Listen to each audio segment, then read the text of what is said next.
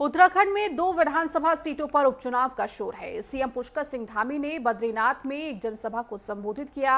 इस दौरान उन्होंने कहा कि उत्तराखंड सरकार ने राज्य में यूनिफॉर्म सिविल कोड लागू कर दिया है। इसकी लंबे समय से मांग की जा रही थी।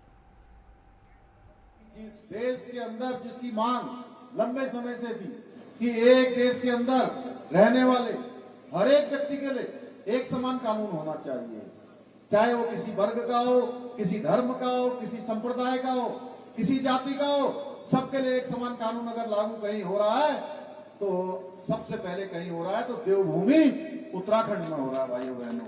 इसके साथ साथ हमने प्रभावी नकल का कानून लाकर नकल विरोधी कानून लागू कर दिया, जिसमें उम्र कैद तक की सजा का प्रावधान कर दिया। और आज उसके लागू होने के बाद 15,000 से भी ज्यादा नियुक्तियां हमारी पारदर्शी तरीके से उत्तराखंड के अंदर संपन्न हो चुकी है।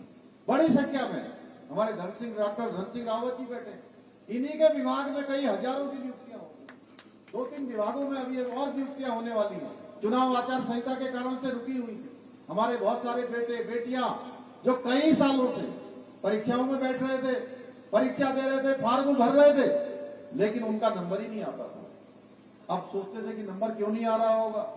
पढ़ाई भी कर रहे हैं, मेहनत भी कर रहे हैं, माता बहन बेटे सब तैयारी में लगे हुए हैं।